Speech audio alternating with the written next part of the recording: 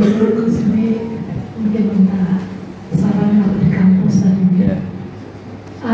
Ketika kita menggunakan barang-barang kampus tapi dengan sana tidak ini. Tapi kira-kira perlu akan juga. Nah, ya makanya itu.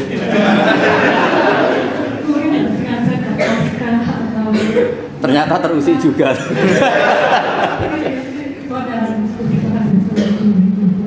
Waalaikumsalam. Nah, pertanyaan ibu tadi begini. Itu banyak yang tersinggung, tapi ini hukum ya dia sudah biasa saja, biasa. Itu pengurus masjid di daerah saya itu sering curhat sama saya. Masjid sekarang kan bagus-bagus, termasuk toiletnya kan bagus. Itu banyak orang kampung yang toiletnya di rumah itu jelek atau memang nggak punya. Itu ke masjid benda ingin missing. Jadi kebeletnya di rumah lari ke masjid karena masjidnya menyediakan toiletnya. Yang parah lagi, kalau tidur sekarang di masjid, ini yang cerita takmir ya, takmirnya kan sebagian santri saya itu masjid di daerah-daerah Pantura. Dulu kalau tidur habis zuhur itu di rumah, setelah masjid itu ada AC-nya, terus ada kipas anginnya. Lalu lucunya kalau mau pertemuan sama mitra bisnisnya atau keluarga, kok ketemu di masjid loh? Nyalain AC, diskusi panjang lebar. Karena di rumah sumpah. Selain sumpah nggak ada AC-nya, ini kalau ada istri marah kan parah lagi. Panas dua-duanya suasana. Sehingga sekarang jadi adat-adat. Santri sama santri kalau ingin ketemu, pebisnis sama pebisnis kalau ingin ketemu juga di masjid. Nggak takut istri, diskusi enak, ada AC-nya. Kalau butuh kamar mandi ya, itu hukumnya gimana? Kampus juga gitu. Ini tambah ingin menyinggung, sampai misalnya seorang dosen, kalau ketemu teman itu senang di kantor daripada di kos-kosan. Di kos-kosan nggak keren, apalagi pas nunggak takut ibu kos.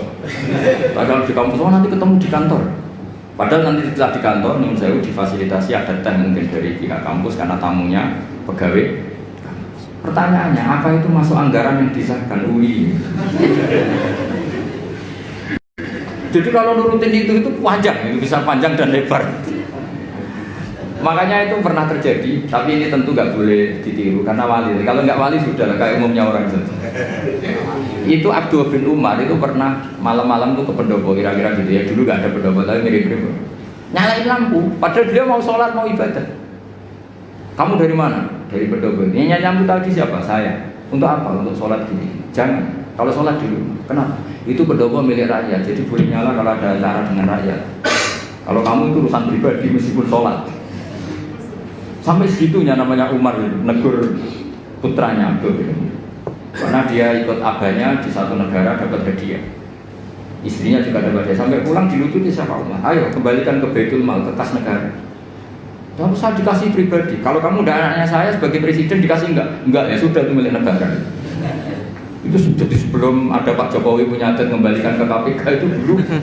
Kalau dapat apa? Hadiah. Itu dulu pertama itu melakukan itu Umar.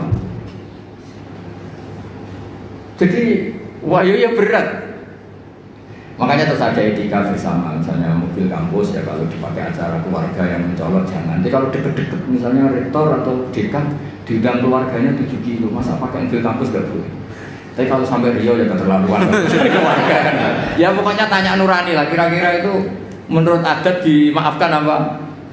Saya misalnya dapat mobil inventaris. Kalau dipakai 7 kilo, 10 kilo acara keluarga yang nggak ada hubungannya dengan UI, orang itu gampang maklumi. Tapi kalau ke Rio, terus pakai SPJ UI kan ya keterlaluan gitu. Jadi itu makanya Sayyidina Umar ketika ditanya, kamu ngelola harta negara, kemudian Anda menggaji diri kamu sendiri, ukurannya apa? Terus beliau baca ayat, saya, anak, kata beliau, saya mengurus Baitul Mal sebagaimana waliul yatim mengurus baitul yatim, yaitu ukurannya apa? Yang honian fal yastafif, kalau dia kaya ya cukup pakai milik pribadi, tapi wa man kana faqiran fal yakul bil ma'ruf, kalau dia fakir maka boleh meman. Jadi itu ukurannya nggak ada, itu nggak hanya di kampus Bu, di pondok ya saya alami seperti itu. Yang namanya pondok kan fasilitas pondok, ada mobil infant. Tentu yang sering pakai itu ya keluarga kiainya, apa keponakannya, apa iparnya, apa. Tapi kiai-kiai yang sufi, termasuk bapak saya itu nggak mau betul. Saya itu mulai latihan kiai itu sudah punya mobil, karena ya takut pakai mobil pondok. Karena itu yang latihan kiai-kiai yang papan atas itu, yang sufinya papan atas itu, Mbah Mun itu tiap akhir tahun itu bayar listrik. Kata beliau, anak-anakku yang ngambil listrik pondok ya bayar. Padahal pikirannya santri itu kan dipakai anaknya, gurunya itu seneng, tapi yang bayar. Bapak saya bayar, sampai sekarang yang bayar. Sama pondok saya sendiri. Karena pasti anak saya pernah pakai listrik pondok, pakai fasilitas. Jadi orang karena takut tadi, ya itu tadi. Coba misalnya jenengan, makanya kalau saya ditanya gitu paling susah ya di masjid tadi. Kita melarang itu tidak mungkin, masa orang senang masjid gak boleh. Kadang jadi kata cerita teman saya itu, kadang melayu Gus Koma, karena harus kesusunan Thailand. Tak tanya kenapa ada di rumah saja, Thailandnya jelek. Jadi masjid-masjid kampung sekarang itu kalau orang rumpi lebih betah, karena ada kipas anginnya. Jadi kalau siang nyalain kipas angin terus tidur, daripada di rumah dimarahin istri tidur di. Sekarang pertanyaannya, boleh nggak nyalain kipas angin untuk tidur? Nah kita misalnya, kalau masjid kota kan jelas ada aturan nggak boleh tidur, tapi sama jagungannya lama ketiduran. Jadi seperti itu tuh mau tidak mau. Makanya kata Abu Hanifah, fikih itu harus mengikuti mutoradil adat yang berjalan. Kan tidak lucu, misalnya kita punya tamu di UI, ayo ketemunya nanti di kos saja, kan ini tidak milik saya. Orang itu tidak akan mengatakan itu sufi atau waroi, tapi muta'anid, orang yang mempersulit hukum. Macam segitunya. Terus nanti misalnya saya punya tamu 5 di Wipres, karena saya ngaturnya di Wipres, tamu 5 terus tehnya tak gaji pakai uang saya, itu kan yang menyinggung orang banyak. Masa gitu saja diganti. Jadi itu masalah-masalah yang ya tadi, masa satu degan saja kok nyuri. Tapi ketika dihalalkan nanti terus menerus.